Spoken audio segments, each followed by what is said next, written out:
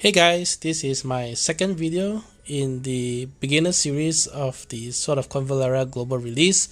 In my first video, I talked a little bit about rerolling, and if you haven't checked that video out and you do have an interest in rerolling, I will include a link in the video description to that as well. In this video, I'll be covering the next step, which is building a team once you've rerolled and pulled for the characters of choice. In this game, it is very important to sort of plan ahead and set up your initial team.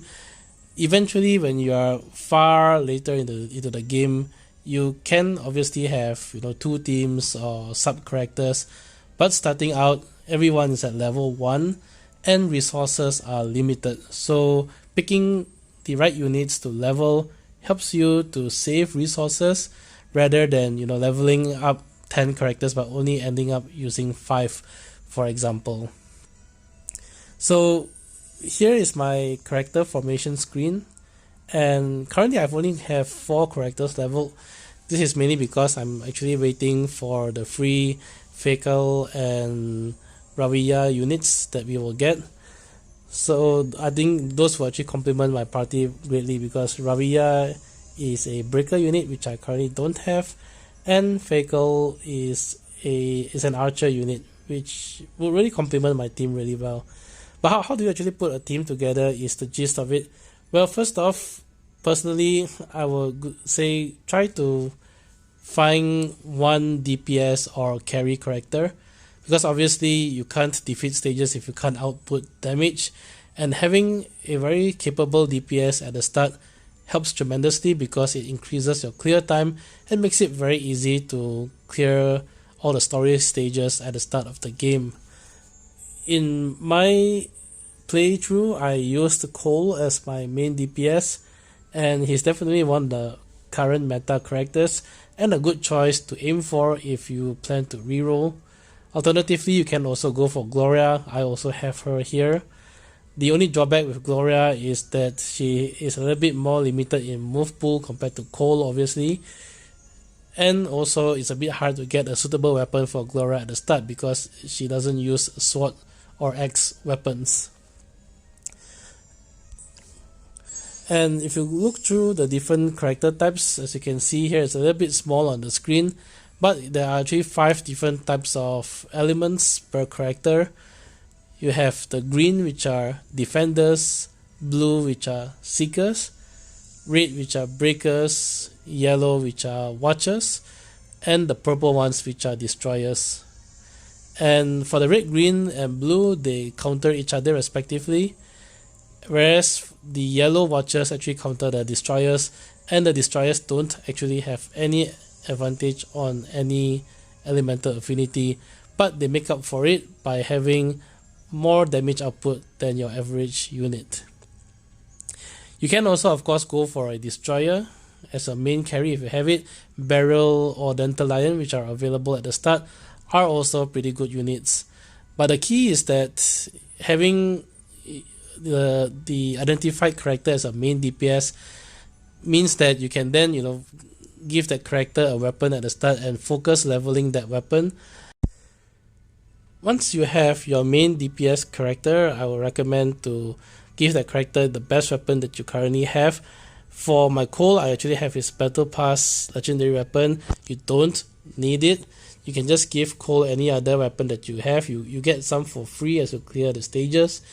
But the idea is that it's going to be very difficult to level every character's weapons and armor due to the limited resources at the start, and really you don't need to.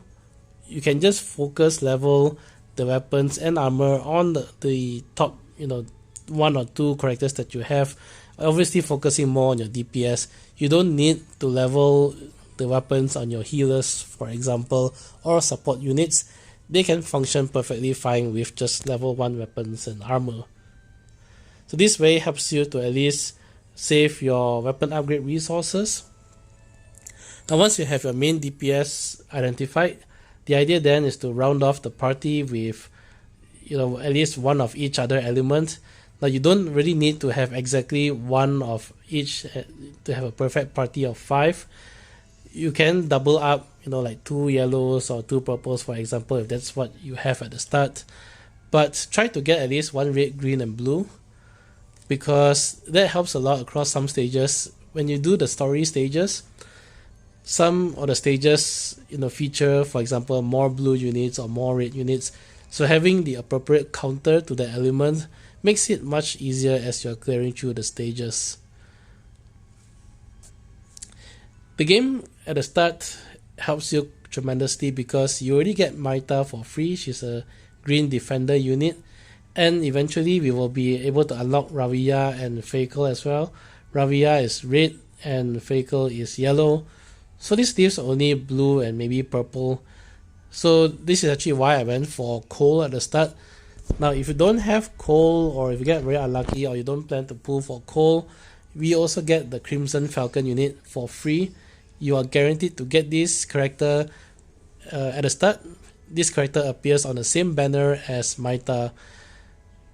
This character, although not being a legendary, is actually very capable on her own. And if you don't have a blue unit, I will recommend considering to level this character up in the meantime.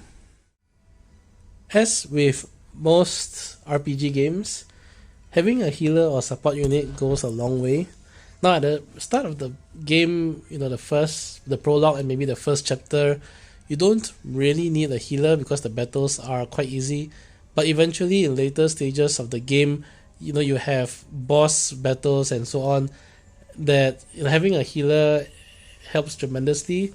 And if you make mistakes during the stages, and you get yourself hurt, at least you have a backup heal from the main healer. Now, you can actually pull for Samantha. She's available on the same banner as Dandelion if you want to go that route.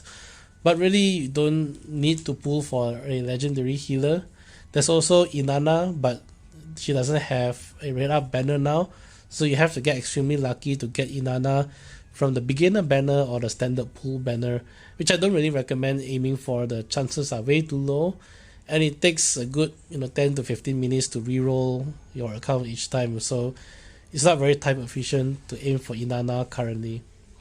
What you can do is go for Angel. She's a non-legendary unit, but she's an extremely capable healer, and you can actually get her for free as you play through the game, or maybe as you reroll you might be able to get her as you pull for certain units. She is available on every single banner in the game.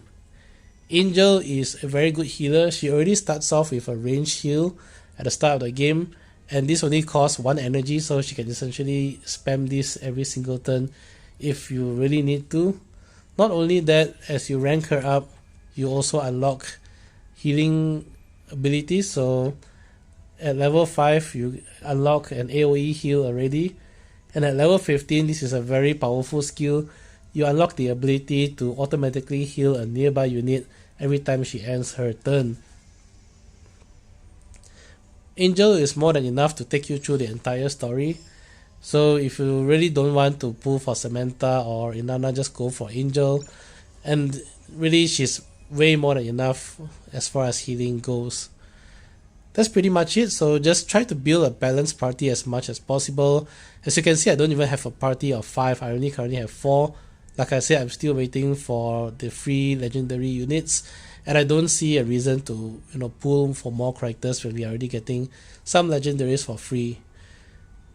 And the other thing also obviously is that I also have 2 watchers, Gloria and Angel.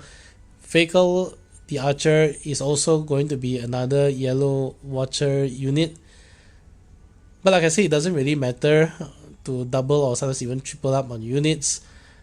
At least the one benefit of having watchers is they are not weak to any other element. But it does help to have 1 red, 1 green and 1 blue, and I will have that complete once I get Ravia. So this is sort of like a quick, I guess, sharing of how I plan my party. And at the start, really it's very forgiving. You don't have to stress too much. As long as you have a roughly somewhat balanced party, you'll be able to crush the entire story event in the first few chapters. And as you play the game, you'll be unlocking more and more characters as you go along. There's no need to rush to try to pull on every single banner now. We will be getting some pretty good banners in the near future, assuming that we follow the same trend as the Chinese version of the game. That's it for part 2. Stay tuned for part 3, where I'll cover where to focus your energy at the start of the game. Until then, enjoy Sword of Convallaria. See ya!